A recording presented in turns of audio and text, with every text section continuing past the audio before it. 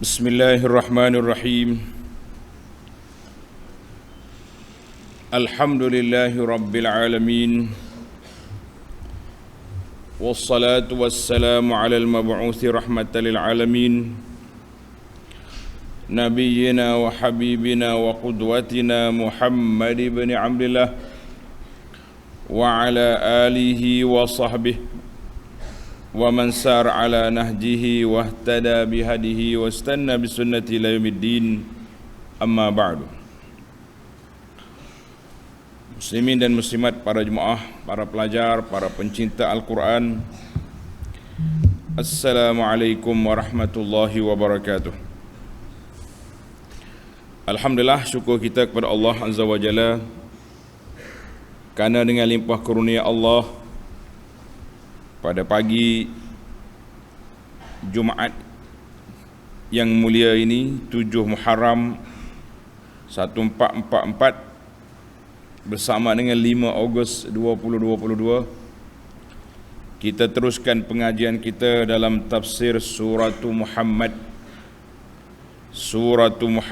sallallahu alaihi wasallam. Surah yang ke-47, juzuk yang ke-26. Surah 47, juzuk yang ke-46, surah 47, juzuk yang ke-26. Ayat yang kita akan baca ayat 20, 21, 22 sehingga 24. Ayat 20 sehingga ayat 24, insya-Allah. Tajuk perbincangan kita iaitulah tentang sikap munafikin apabila turunnya ayat yang memerintahkan supaya berjihad dan berperang. Orang munafik terbeliak biji mata kerana dia takut mati. Orang mukmin pula bergembira kerana kematian itu mempercepatkan mereka sampai ke syurga.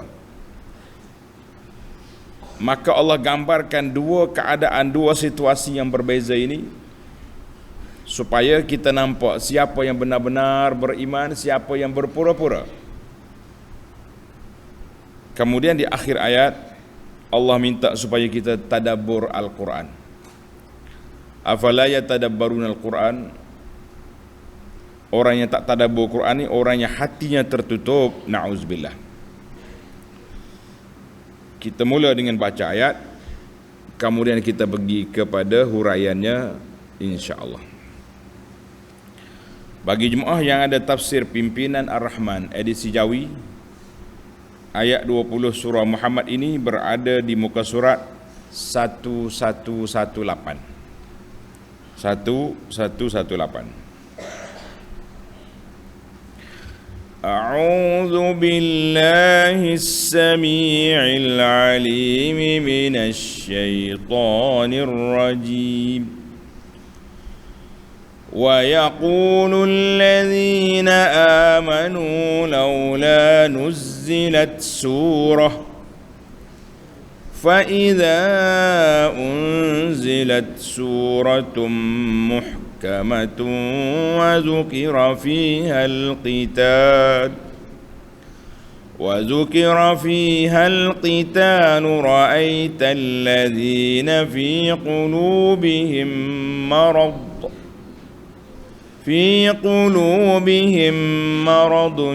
ينظرون إليك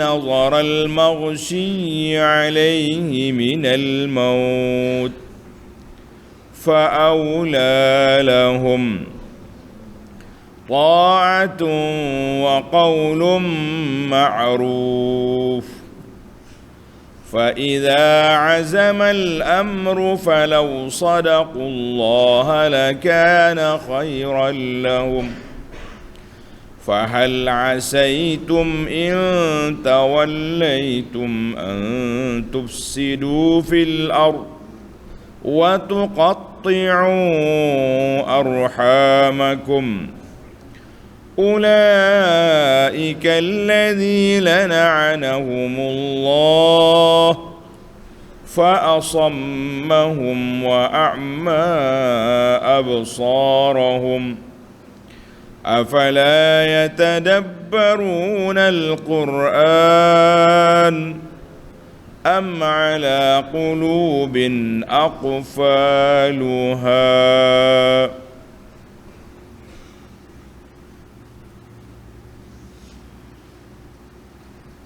Balik kita kepada ayat 20. Wa yaqulu alladhina amanu laula nuzzilat suratun. Dan kerana gemarnya pahala berjuang menegakkan agama, nak pahala, nak ke akhirat, maka orang-orang yang beriman berkata, ini sifat orang beriman. Dia kata apa? Alangkah baiknya jika sekiranya diturunkan satu surah dari Al-Quran. Jadi orang mukmin dia nak suruh turun surah Al-Quran. Tengok ayat, dia panggil munasabatul ayah. Munasabatul ayah, apa makna munasabah? Susunan ayat ini dengan ayat sebelumnya, apa yang menariknya? Itu munasabah. Allah Ta'ala telah menjelaskan keadaan orang munafikin dan orang kafir berbeza sangat dengan orang yang mendapat hidayah dan orang yang beriman ketika mendengar ayat-ayat yang menyebut tentang tauhid, yang menyebut tentang bangkit semula. Wa minhum man yastami'u ilaik, ada di kalangan mereka yang mendengar. Walladzina ihtadaw zadahum huda, orang yang beriman bertambah iman dia, bertambah petunjuk dia. Maka dalam ayat ini Allah Ta'ala nyatakan pula sikap orang munafikin apabila turunnya ayat Quran. Tengok orang beriman. Orang beriman sangat rindu. Tanda ni pelajar. Orang yang beriman sangat merindui, rindu sangat dia. Rindu apa? Rindu nak dapat ayat-ayat Quran yang baru turun, ayat Quran yang baru diterima oleh Nabi sallallahu alaihi wasallam. Kenapa? Kerana mereka nak beramal. Mereka nak menerima arahan baru. Mereka nak terima amalan yang baru sampai daripada Allah Azza wa Jalla. Itu orang mukmin. Tapi ada sekumpulan lagi yang berpura-pura beriman. Apa sikap mereka? Tengok ayat. فَإِذَا أُنْزِلَتْ سُورَةٌ مُحْكَمَةٌ وَذُكِرَ فِيهَا الْقِتَالُ. Maka apabila diturunkan satu surah dari Al-Quran yang tegas, mana surah muhkamah. Muhkamah ni ayat yang jelas hukum dia, perintah supaya buat. Itu dipanggil ayatun muhkamah. Muhkamah tidak mansukh, mana ayat hukum baru dengan penjelasan-penjelasan yang jelas, kamu kena buat benda ni. Itu dia panggil ayat muhkamah. Bukan cerita, perintah. Wa zukira fihal qital, dan tersebut padanya hukum-hukum yang mewajibkan perang, jihad, menentang pencerobohan musuh. Jadi mana-mana hukum yang menyebut tentang jihad, apa jadi? Apa respon? Tengok ni para jemaah. Kita akan tengok satu kumpulan manusia ni, ra'aital ladzina fi qulubihim maradun yanzuruna ilayka nazaral maghshi alaihi minal maut. Engkau tentu dapat melihat orang-orang yang ada penyakit kufur dalam hatinya, memandang kepadamu dengan terbeliak matanya kerana gerun takut menghadapi mati. Itulah. Jadi siapa dia kumpulan itu? Orang yang ada penyakit dalam hati itu siapa? Nama dia munafik. Munafik atau munafikin. Jadi munafikin ni dia tengok ke Nabi SAW, tengok dalam keadaan yang cukup takut. Perai pula dah. Masalah-Allah Nabi ni bawa satu panji-panji kematian, bawa malaikat maut mari letak depan mata dia. Takut. Kenapa? Tengok. Wazalika lijubnihim, kerana mereka bersifat pengecut, wa khaufihim, takut mati, wa karahiyatihim lil jihad, dan mereka tak suka untuk berjihad. Ini permainan, ini perbuatan munafikin. Respon dia apabila turun ayat yang memerintahkan supaya berjihad. Ayat memerintah pada berjihad, dia pun takut, dia tak mau. Dia punya respon menunjukkan orang yang kecut perut. Itu adalah merupakan satu perkara yang satu sinonim dengan sifat orang munafik yang berpura-pura beriman. Berbeza dengan orang beriman. Orang beriman dia tahu dia akan mati. Kalau tak mati sekarang pun mati juga lepas ni. Tapi mati dalam keadaan berjihad, mati dalam keadaan perang, mereka mendapat kedudukan yang baik, yang besar di sisi Allah Azza wa Jalla. Maka Allah kata, tengok akhir ayat, fa'aula lahum, maka dengan yang demikian mana? Demikian sifat takut, sifat pengecut ni, maka kebinasaanlah lebih hampir kepada mereka. Mereka ni akan menghadapi satu masa yang cukup berbahaya, iaitu ini adalah merupakan satu amaran daripada Allah Azza wa Jalla kepada siapa? Kepada puak-puak munafik. Mu tak usah duk berlindunglah munafik. Mu tak mati hari ni, mati juga lepas ni. Jadi kamu sembunyi pun Allah dedahkan tembelang. Jadi tujuan ayat-ayat berperang turun ni dalam masyarakat, iaitulah supaya Allah nak dedahkan siapa sebenarnya mereka. Mereka buat kafir itu siapa sebenarnya. Jadi kamu jangan cuba apa? Cuba nak berlindung, cuba nak main, sebab dia ni memang puak-puak kafir yang cukup berbahaya, kerana dia duduk dalam masyarakat Islam tapi dia kafir. Hak kafir sungguh kita tahu dia kafir. Yang munafik ni, munafik. Ada atas masjid, duduk solat belakang Nabi dia. Mungkin serban dia 2-3 lapis lebih besar daripada serban kita lagi. Itu dia. Mari kita pergi kepada ayat 21. Ta'atun wa qaulun ma'ruf. Mereka selalu berkata, pendirian kami. Apa dia pendirian kami? Mematuhi perintah dan memperkatakan perkataan yang baik yang diredai oleh Allah Azza wa Jalla. Allahu Akbar.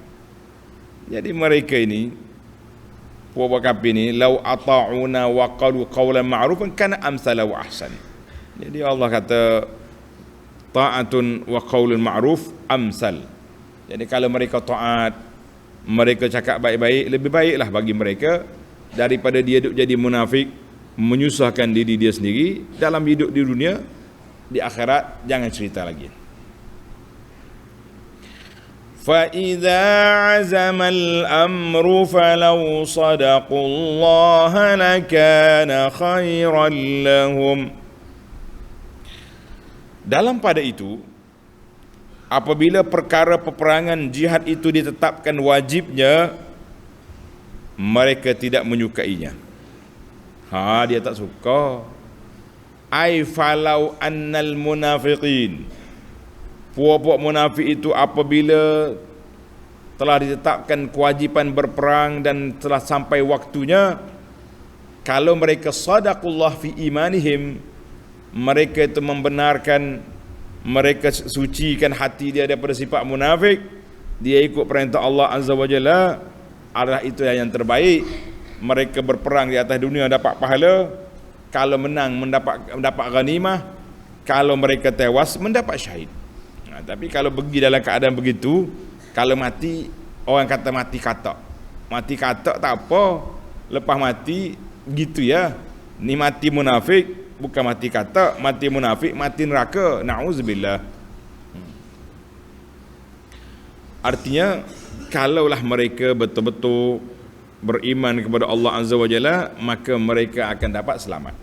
Tapi itulah sifat munafik, sifat yang telah disebut oleh Allah Azza wa Jalla, manusia yang celaka, duduk di belakang Nabi, duduk bersama para sahabat, duduk dalam masyarakat Islam, tapi hatinya kafir. Na'udzubillah. Ayat 22. فَهَلْ عَسَيْتُمْ إِن تَوَلَّيْتُمْ أَن تُفْسِدُوا فِي الْأَرْضِ. Kalau kamu tidak mematuhi perintah Allah, kamu duk main juga perangai lagu ni, apa jadi? Maka tidakkah kamu harus dibimbang dan dikhawatirkan jika kamu dapat memegang kuasa, kamu akan melakukan kerusakan di muka bumi. Wa tuqatti'u arhamakum, dan memutuskan hubungan silaturahim dengan kaum kerabat. Jadi Allah Ta'ala gambarkan, fahal yutawaqqa, orang perangai macam ni, perangai munafik, duduk dalam masyarakat Islam berpura-pura Islam, semata-mata nak mendapat projek, semata-mata kerana mendapat kedudukan, kerana nak dapat itu ini. Orang ni kalau dapat jawatan, apa kita nak tengok? Ini kita takut hari ni. Tentu mereka akan buat kerusakan di atas muka bumi. Ada setengah manusia ni, waktu belum dapat jawatan, oh kamilah pejuang integriti, kamilah pejuang ketelusan, kami itu kami ni. Bila dapat jawatan, kamilah pengaut harta negara. Kami, macam-macam cerita berlaku. Kita mengatakan itulah manusia. Sebelum dapat jawatan, mereka berbeza dengan sebelepasnya. Jadi Allah Ta'ala gambarkan, kalau ini sifat orang yang tidak ikhlas, kalau masuk dalam perjuangan Islam, bila mereka dapat jawatan, mereka akan buat kerusakan di atas muka bumi dengan kufri wal ma'asi wa safkid dima, dan mereka akan berlaku juga qati'atul arham, memutuskan silaturahim di antara keluarga dia, atau memutuskan persaudaraan di antara kawan-kawan dia. Wal'iyazubillah. Inilah yang kita bimbang. Orang yang bersifat demikian, ni, perangai lagu ni apa jadi? Ulaika allazina la'anahumullah. Orang-orang yang melakukan perkara yang tersebut, apa jadi? Mereka lah yang dilaknat oleh Allah Azza wa Jalla. Satu, fa'asammahum, serta ditulikan pendengaran mereka, wa a'ma absarahum, dan dibutakan penglihatan mereka. Tengok ayat ni. Munasabatul ayah, munasabah ayat ini dengan ayat sebelumnya. Lamma bayyana lahum ma yakun, Allah Ta'ala nyatakan kedudukan orang munafik itu berat dia nak terima ayat Quran ni. Takut sekali dia terima ayat Quran. Berat nak terima, takut nak terima. Maka Allah nyatakan di sini keadaan mereka, ulaika alladhina la'anahumullah, ai puak-puak yang melakukan kerusakan di atas muka bumi itu, yang memutuskan silaturahim, mereka lah orang yang dilaknat oleh Allah. Apakah makna laknat? Pelajar tanda. Al-la'nah dengan mana al-matrud an rahmatillah. Laknat artinya orang yang dijauhkan daripada rahmat Allah. Itu makna laknat. Kalau kata benda ni kena laknat, mal'un, maknanya perbuatan ini jauh daripada rahmat Allah Ta'ala, dia akan campur ke dalam neraka kalau dia tidak bertobat. Itu yang takut. Jadi puak-puak yang melakukan kerusakan, melakukan putus silaturahim ini, iaitulah orang yang dilaknat oleh Allah Azza wa Jalla. Allahu Akbar. Dalam hadis, tanda belajar hadis, wa an Jubair bin Mut'im, Jubair bin Mut'im radhiyallahu anhu, anna Rasulullah sallallahu alaihi wasallam qala la yadkhulul jannata qati'u rahimin. La yadkhulul jannah, tidak akan masuk surga orang yang memutuskan silaturahim. Lah, hari ini kita nak putus silaturahim sama-sama kita anak beranak, mudah ke payah? Mudah. Sikit je masalah, kecil je. Oh, tak pergi mari dah. Adik-beradik tak pergi mari, keluarga-keluarga tak mudah sangat. Hadis ini hadis Jubair, rawahul Bukhari wa Muslim wal lafzu li Muslim. Satu lagi hadis.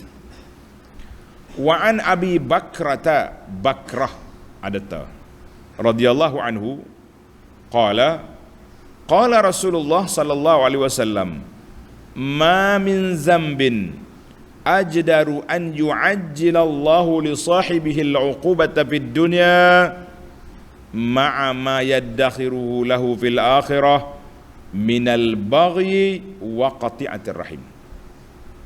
Tidak ada mana-mana dosa yang sepatut Allah Ta'ala segerakan tindakannya ke atas orang itu di dunia. Atas dunia akan diambil tindakan, serta dosa itu akan dibalas sekali di akhirat esok. Minal baghi, daripada perbuatan jahat, zalim, wa qati'atir rahim, dan memutuskan silaturahim. Hadis ini akhrajahu Abu Daud wa Ahmad wa Tirmizi wa Ibnu Majah wal lafzu lahuma. Ini Tirmizi dengan Ibnu Majah. Wa sahaha sanadahu jam'un minal muhaqqiqin. Ini hadis ini kata apa? Dosa yang Allah akan segerakan tindakan atas dunia ini, iaitulah satu, orang zalim. Yang kedua, orang yang memutuskan silaturahim. Sekarang ni kalau kita cari orang zalim, kita jangan tengok kiri kanan, tengok depan belakang, tengok kita. Ni orang zalim ni orang yang ambil harta orang, rampas. Kadang-kadang bapak sendiri zalim pada anak, tak bagi nafkah. Dia ada anak, tapi tak bagi nafkah kepada anak dia. Suruh isteri dia bagi nafkah. Ini perbuatan zalim yang jangan dipandang kecil. Bapak yang macam ni dibimbangi nanti tua-tua esok, dia akan merempat di atas rumah sendiri. Anak-anak dia tak akan peduli. Waktu anak kecil dia tak bagi tanggungjawab, tidak, membiarkan budak-budak ni membesar sendiri. Allahul musta'an. Kita minta tolonglah dengan Allah Azza wa Jalla supaya memberi kepahaman kepada bapa yang tidak bertanggungjawab dengan anak. Banyak lagi lah, tak usah kira tu hak kerajaan, ambil harta rakyat, yang macam-macam lah. Yang pentingnya al-baghi, perbuatan zalim akan dibalas atas dunia. Yang kedua yang kita takut juga, qati'atur rahim, iaitulah memutuskan silaturahim. Apa makna putus silaturahim? Tanda ni pelajar. Apa makna putus silaturahim? Adakah bila kita tak pergi ziarah lama, keluarga kita terputus? Lah, itu terputus namanya. Putus ni mana? Memang kalau jumpa apa tak nak cakap. Itu makna putus. Orang ni masuk pintu ni, dia lari pintu ni. Itu dia panggil putus. Bila orang putus, orang yang terbaik di kalangan kita iaitulah al-wasil, orang yang menghubungi silaturahim. Ini setengah orang ni salah faham. Saya kalau balik kampung, saya nak pergi ziarah rumah dia ni, rumah ni. Kenapa? Sebab waktu dia mari ke bandar, dia selalu ziarah rumah saya. Itu nama dia membalas kunjungan. Yang menyambungi silaturahim ini, apabila putus kita sambung. Itu makna sambung. Faham makna sambung? Bila putus, orang tak mari, kita pergi. Tapi kalau selalu dia mari, itu bukan putus, itu balas. Kena betul balik dia punya channel kepahaman. Hadis yang ketiga, wa an Ali bin Abi Talib radhiyallahu anhu anna an-nabiy sallallahu alaihi wasallam la'anallahu man la'ana walidahu. Dengar ni anak-anak. Allah Ta'ala laknat mana-mana anak yang melaknat ayah dia. Adakah anak laknat ayah? Ada? Tak ada. Saya belakang ke abah. Saya ke daddy. Saya ke ayah, cik. Orang bandar-bandar dia panggil daddy. Tak. Apa lagi panggil? Papa. Apa lagi? Cik, ayah lagi. Saya kata. Tapi ada orang yang laknat ayah dia. Macam mana dia laknat ayah dia? Macam mana laknat ayah dia? Dalam hadis lagi Nabi kata, man la'na, siapa dia laknat ayah orang, dia kata kau kawan dia, basuh ayahmu celaka. Bila dia kata macam tu, orang akan kata apa ke ayah dia? Ayahmu. Boleh? Maknanya itu makna orang yang maki. Siapa dia nak maki ayah dia, dia pergi maki ayah orang. Mesti kawan tu akan balas balik. Maka itu dia panggil melaknat ayah sendiri. Memaki mak ayah kita. Jangan laknat. Jangan dilaknat cerita ayah orang. Wa la'anallahu man zabaha li ghairillah. Allah Ta'ala laknat siapa dia sembelih hayawan bukan untuk Allah. Dia sembelih untuk tunggu kayu, untuk wali, untuk kubur-kubur yang dianggap keramat, itu semua tu. Wa la'anallahu man awa muhdithan. Allah Ta'ala laknat juga siapa yang melindungi orang yang buat tak baik, kita pergi lindung dia, jangan.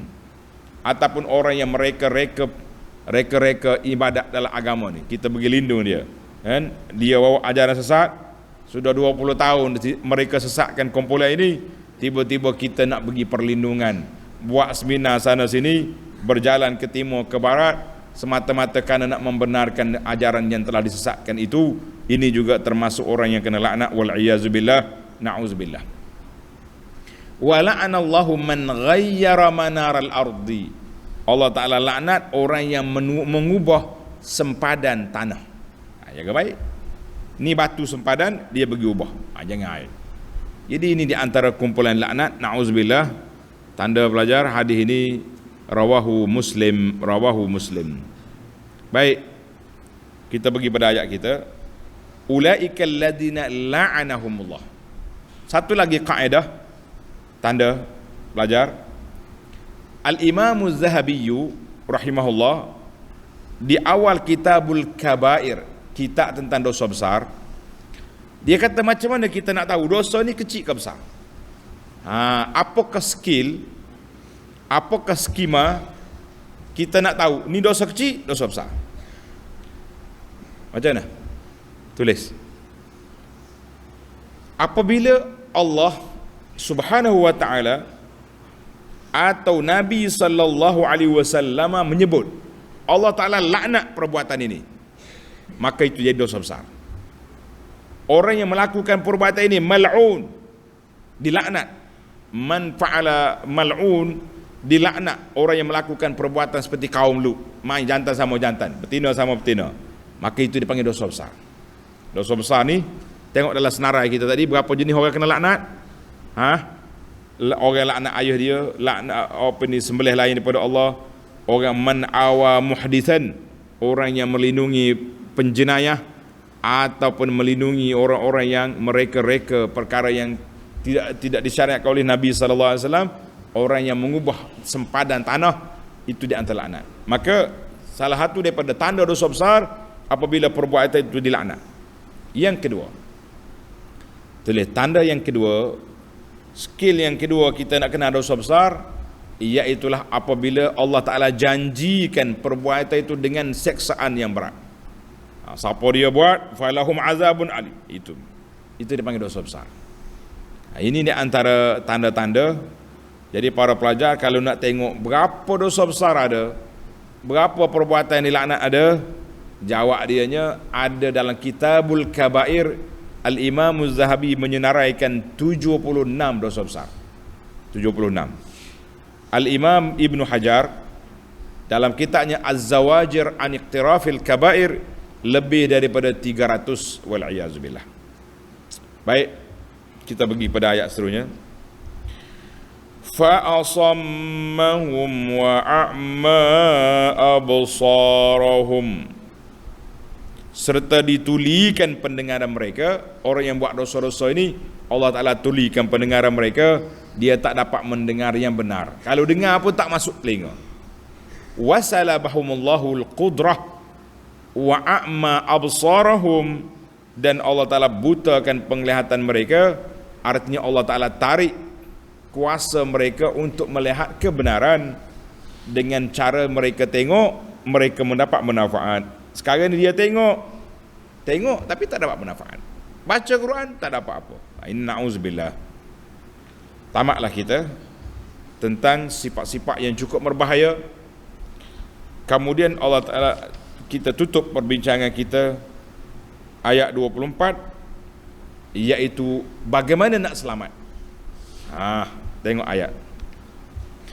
Afala yatadabbaruna al-Qur'an.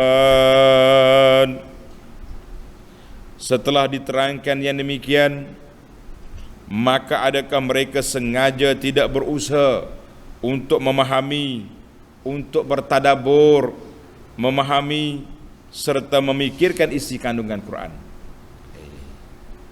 Am ala qulubin aqfaluha, ataukah telah ada di atas hati mereka kunci penutup yang menghalangi mereka daripada menerima ajaran Quran? Ada ke tidak? Ayat ini, para jemaah sekalian, para pelajar sekalian, munasabatul ayat, Allah Ta'ala dah sebut kepada kita tentang orang munafikin yang Allah jauhkan mereka daripada kebaikan. Maka orang munafik ini walaupun duduk ada belakang Nabi, duduk dalam majlis kuliah Nabi, solat sekali dengan Nabi, tapi telinga mereka tak mendapat manfaat apa-apa. Mata mereka buta, tak mendapat manfaat daripada apa yang mereka lihat. Hati mereka tak berfikir. Maka di sinilah mereka duduk dalam keadaan dua. Sama ada dia tak berfikir, tak tadabbur pada ayat, atau hati dia memang tertutup. Na'udzubillah. Jadi kita orang yang beriman, kalau nak selamat, maka kita kena buat dua perkara. Yang pertama, tadabbur Quran. Yang kedua, sucikan hati kita, bersihkan hati kita daripada sebarang perkara yang menutupnya. Di antaranya doa yang kita baca. Semalam kita baca doa ni, Allahumma tahhir, kata Allahumma tahhir qulubana minan nifaq. Ya Allah, bersihkan hati kita daripada sifat munafik, pura-pura Islam, tak mau terima Islam, ini minta. Maka kita kena bersihkan hati kita daripada dosa-dosa dan maksiat.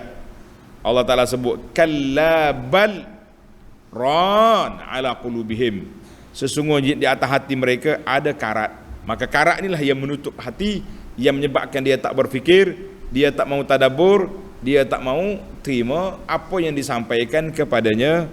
Maka para jemaah sekalian, marilah kita ambil kelas tadabbur Quran ini. Kita belajar Quran, kita baca Quran, kita tadabbur Quran untuk bersihkan hati kita, biar kita tidak masuk dalam kumpulan yang cukup berbahaya sebagaimana yang telah disebut oleh Allah Azza wa Jalla kepada kita. Jadi ilmu tadabbur Quran ini penting. Tuan-tuan jangan rasa mudah-mudah dengan Quran, duduk main Zoom saja, belajar tajwid saja, tapi tidak belajar ilmu isinya. Maka kita mengatakan itulah manusia yang rugi. Depan kita banyak peluang, tapi peluang yang tidak diambil, wal iyazubillah. Tamatlah perbincangan ayat kita. Sekarang kita berpindah kepada mencari fawaid, al-fawaid al-ilmiyah dan juga al-fawaid al-tarbawiyah. Faedah yang pertama, tulis pelajar. Faedah yang pertama, al-fawaid at-tarbawiyah. Dalam ayat ini dikata apa? Wa yaqulul ladzina amanu laula nuzzilat surah. Orang beriman kata, ya Allah, kalaulah Tuhan turun mari surah, Allah Ta'ala bawa mari ayat-ayat yang baru, sukanya kita. Ingat ni, ayat ini menunjukkan kepada tanda belajar. Asyauq ila Allah. Orang yang beriman sentiasa merindui ayat-ayat Allah. Orang yang beriman sentiasa merindui ayat-ayat Allah, merindui nak jumpa dengan Allah, nak dengar perintah Allah Azza wa Jalla. Sebagaimana Nabi Musa AS, bila dia bermunajat, dia berkata-kata dengan Allah, akhirnya dia minta, Rabbi arini anzur ilaik, ya Allah, tunjuklah dirimu kepadaku. Dalam surah Al-A'raf, Allah kata tak boleh tengok aku, mu tengok bukit. Akhirnya Nabi Musa tersungkur bah. Maknanya atas dunia kita tak boleh tengok Allah Azza wa Jalla. Dalam ayat ini, wasa'alal mu'minun, orang yang beriman sentiasa minta turun ayat-ayat yang baru, tasyawuqan ila sama'i kalami zil izzi wal jalal, kerana mereka sangat-sangat rindu, sangat-sangat nak mendengar kata-kata Allah Azza wa Jalla yang maha berkuasa. Jadi ayat ni Tuhan kata, wa yaqulul ladzina amanu laula nuzilat suratun. Kalau turunlah satu surah, cukuplah menarik kepada kita. Ini yang kita nak, orang yang siapa? Orang yang sentiasa ingat kepada Allah Azza wa Jalla, dengan kita mengambil pengajaran dan iktibar, kita minta. Baik, itu zaman tu, zaman turunnya ayat. Zaman kita gini ayat sudah turun. Bagaimana kita nak menyatakan kerinduan? Bagaimana kita nak nyatakan kita ni rindu kepada ayat-ayat Allah Azza wa Jalla? Maka jawabnya dengan kita baca Quran, dengan kita tadabbur Quran, maka itulah yang dikatakan kita telah merindui ayat-ayat Allah Azza wa Jalla. Hari ini para jemaah sekalian, bila kita baca Quran, seronok tak seronok? Suka ke tidak? Bila kita boleh faham ayat-ayat Quran ini, rasa gembira ke tidak? InsyaAllah itu tanda-tanda kebaikan yang ada dalam hati kita. Sebagaimana diriwayatkan daripada Sayyidina Uthman radhiyallahu anhu, Uthman bin Affan kata apa? Siapa dia merindui Allah, siapa dia mencintai Allah, dia tidak akan jemu mendengar kata-kata Allah. Tulis kata-kata keramat Sayyidina Uthman ni.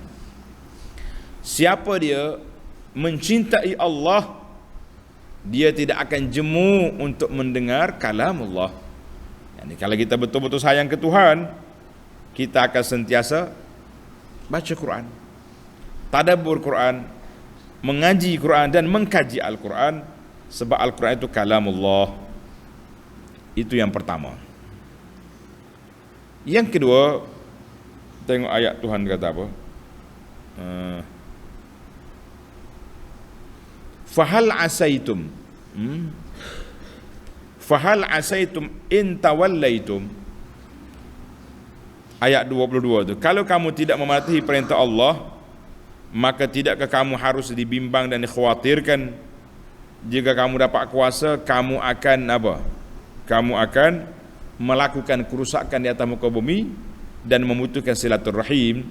Maka ayat ini mengajar kepada kita, ajar kepada kita apa dia? Isyar, memberi isyarat bahawa kerusakan, melakukan kerusakan di atas muka bumi ini dan memutuskan silaturahim adalah merupakan syiar perbuatan kepada orang-orang kafir yang derhaka kepada Allah Azza wa Jalla.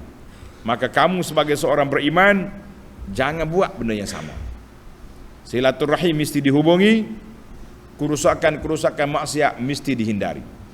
Sekarang ni manusia suka sangat dengan maksiat, manusia suka jangan dengan benda-benda yang tidak baik. Sebab apa? Itulah yang dirancang, itulah yang dicanang oleh syaitan. Tok syaitan ni kerja dianya apa? Kerja dianya nak kena kepada kita supaya kita bersahabat, berkawan dengan dia, mas kali dengan dia dalam neraka. Wal-iyazubillah, wal-iyazubillah. Yang ketiga, tulis faedah yang ketiga. Ayat ni turun naik ni. Ayat 21. Allah kata fa idza azamal amru falau sadaqullah lakana khairan lahum. Fa idza azamal amru, dalam pada itu apabila perkara-perkara itu ditetapkan wajibnya, mereka tidak menyukainya, maka kalaulah mereka bersifat jujur kepada Allah, mereka akan patuhi. Mereka akan mematuhi. Baik. Ayat ini, tanda ni pelajar sikit. Ayat ini imba'un mimma sayakun. Ayat ini turun ayat ini sebelum ada munafikin lagi. Dia kata menjadi cerita sebelum terjadi. Wa yaji'u awanal qitan, belum lagi masa peperangan. Ini di antara mukjizat Al-Quran. Quran cerita dah, nanti akan keluar satu kumpulan manusia, nama dia kumpulan munafikin.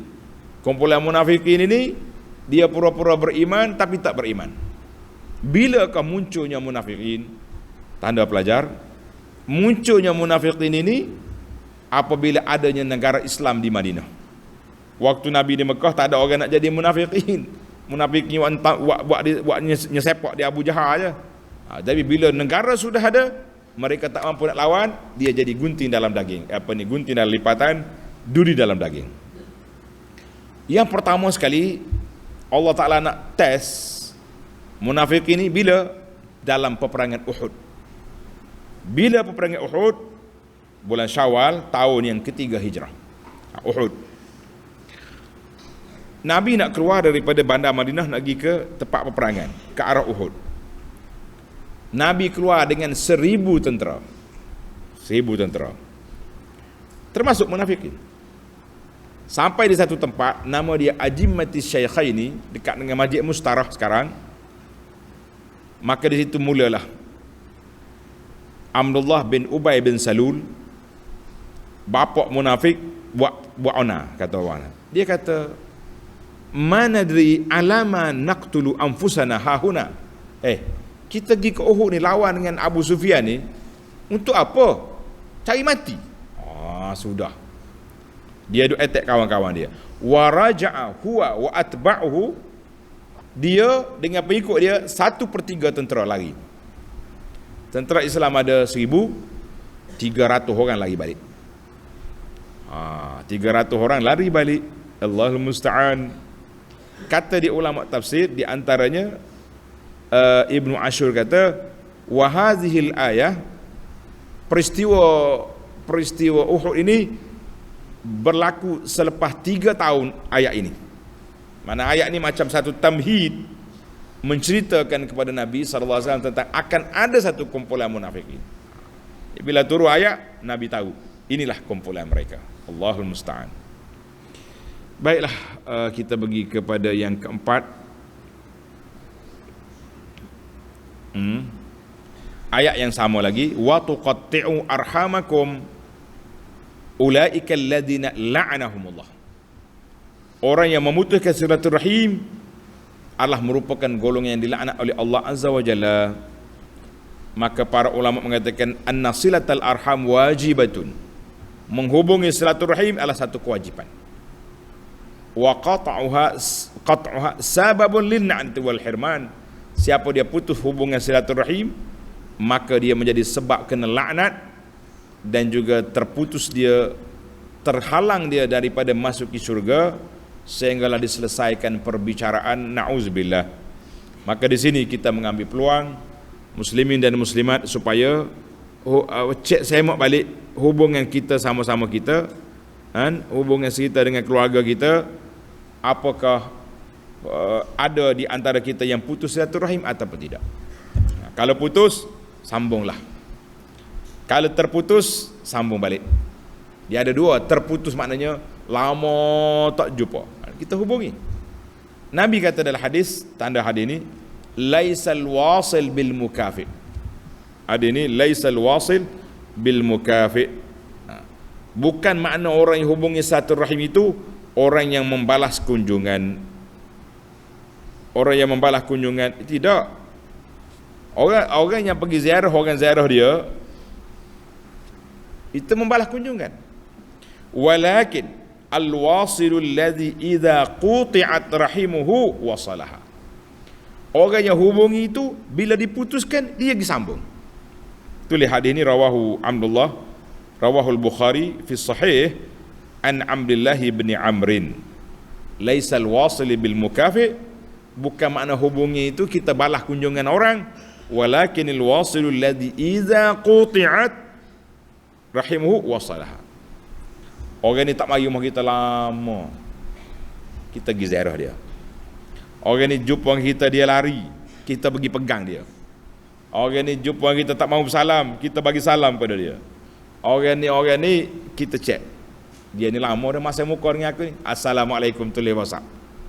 Itu barulah kita jadi wasil, orang yang menghubungi silaturahim. Mudah-mudahan kita termasuk di kalangan orang yang menghubungi silaturahim, bukan sekadar orang yang membalas kunjungan. Yang terakhir, yang kelima, Allah Ta'ala sebut afala yatadabbaruna al-Quran. Allah kata, apakah mereka tidak tadabbur Quran?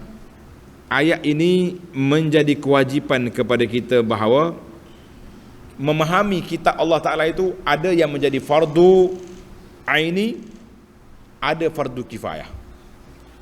Kita nak belajar Al-Quran, itu fardu ain, wajib kita kena mengaji Quran. Kita mengetahui Allah dengan Rasul, wajib. Tapi nak memahami tafsir yang dalam-dalam, huraian-huraian, itu dia panggil fardu kifayah. Dalam kampung kita ni ada ustaz, ada guru yang boleh faham, alhamdulillah, tak berdosa orang lain, tapi kena belajar.